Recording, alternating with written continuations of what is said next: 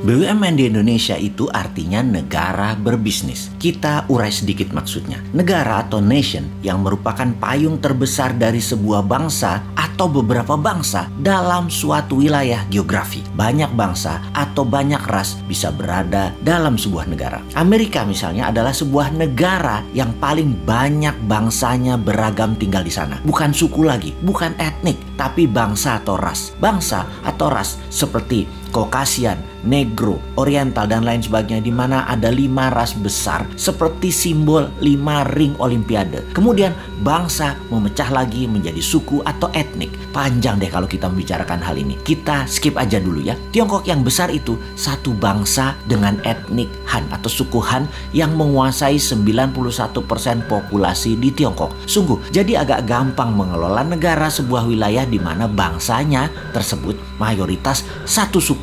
Sebagai catatan, suku Han merupakan suku terbesar di dunia. 19% dari penduduk dunia adalah suku Han dan 91% penduduk Tiongkok berasal dari suku ini. Setiap bangsa walaupun berbeda warna kulitnya, semua kita satu spesies humankind, yaitu Homo sapiens. Ada yang good, ada yang bad, ada yang baik, ada yang buruk. Jadi tidak bisa kita katakan ras tertentu baik, ras yang lainnya jelek. Kembali ke negara. Ketika sebuah penduduk di suatu wilayah membuat kesepakatan, membuat undang-undang dasar, membuat ADART deh kalau itu koperasi, memilih sistem bernegara, bisa presidensial, bisa parlementer, bisa monarki, lalu sistem pemerintahnya mengambil misalnya otoritarian, demokrasi, komunisme, sosialisme, apapun. Silakan. Selama isi satu negara tersebut setuju, maka negara itu berdiri dan menjalankan kehidupan bernegaranya. Di dalam bernegara ada Ipolek Sosbud Hankam, ideologi, politik, ekonomi, sosial, budaya, pertahanan, dan keamanan. Itu pun dipecah lagi di setiap bagian, punya sistem berbeda lagi di setiap negara satu dengan negara lainnya.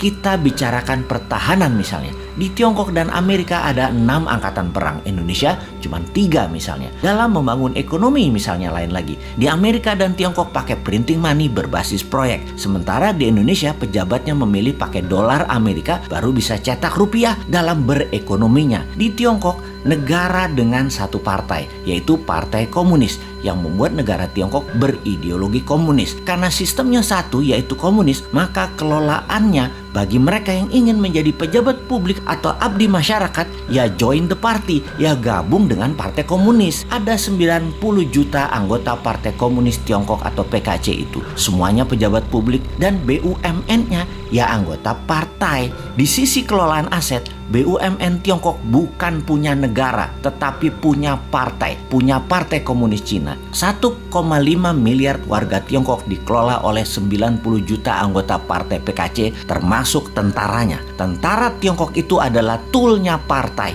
Di Amerika di sisi lain memiliki banyak partai politik. Namun dalam 100 tahun belakangan hanya 2 partai besar, yaitu Partai Demokrat dan Partai Republik. Partai Demokrat berciri heavy on government atau semua sektor pemerintahan yang atur. Di Partai Republik heavy on private, apa-apa swasta kalau Partai Republik berkuasa. Jadi di Amerika tidak ada BUMN. Negara tidak berbisnis di Amerika. Amerika tuh negara swasta. Demokrat menang, banyak proyek pemerintah yang digarap tetap swasta. Di zaman Republik berkuasa, program pemerintah kecil namun swasta yang garap semua proyeknya. Kalau Tiongkok, negara Partai Komunis. Kalau Amerika, negara swasta. Kita ke Indonesia sekarang, negara yang sejak reformasi masih mencari bentuk. Dulu sangat presidensial. Parlemen terkenal dengan perkataan setuju manut pemerintah. Sekarang dalam 15 tahunan terakhir, Parlemen DPR balas dendam, mengendalikan pemerintahan kebanyakan. Jadi bentuknya sekarang lebih ke arah parlementer. Partai politik dan politik menjadi di segala lini, membuat Indonesia menjadi negara politik. Mau kaya di Tiongkok, join Partai Komunis. Mau kaya di Amerika, di swasta, plus berbisnis dengan politikus. Mau kaya di Indonesia, berpolitik bersama partai politik, mainkan anggaran pemerintah dan kebijakan pemerintah. Gitu doang. Jadi mulai lihat bedanya. Mengingat sejarah sebentar, di pertengahan tahun 50-an, sekitar tahun 57, tahun 58, Partai Komunis Indonesia mengusulkan ke Pak Karno, presiden sewaktu itu, untuk menasionalisasi aset-aset milik Belanda, di mana aset tadi menjadi milik negara. Dan tidak heran ketika hal itu dijalankan, pejabatnya perusahaan Belanda yang dinasionalisasikan tersebut adalah orang-orang komunis Indonesia. Inilah yang membuat Partai Komunis Indonesia PKI memiliki pendanaan sehingga di tahun 60-an awal kekuatan mereka meningkat. Satu hal yang mereka minta kemudian yaitu petani dipersenjatai sebagai angkatan kelima, di mana kalau hal itu disetujui maka PKI punya semua, punya dana, punya BUMN, dan petani dipersenjatai. Mirip Partai Komunis Cina. Sehingga satu hal yang belum PKI dapat, mengambil pemerintahan negara Indonesia dan mengubahnya menjadi negara komunis. Singkat cerita, CIA Operation. PKI dikejar sampai ke dalam hutan, terjadi genosida besar-besaran. Itu luka sejarah panjang demi NKRI, demokrasi berdiri, membuat korban saudara sebangsa yang berideologi komunis musnah. Sekarang semua sudah tertutup peluang bagi PKI. PKI sudah selesai. Zaman bergeser. Dunia tanpa batas lagi. Dunia menjadi global, digital, dan internet membuka semuanya. Perang berubah. Bukan lagi military war, tetapi economic warfare. Untuk itu, kita sebagai negara ke depannya harus mulai menata apa yang terjadi ke depan untuk anak cucu kita.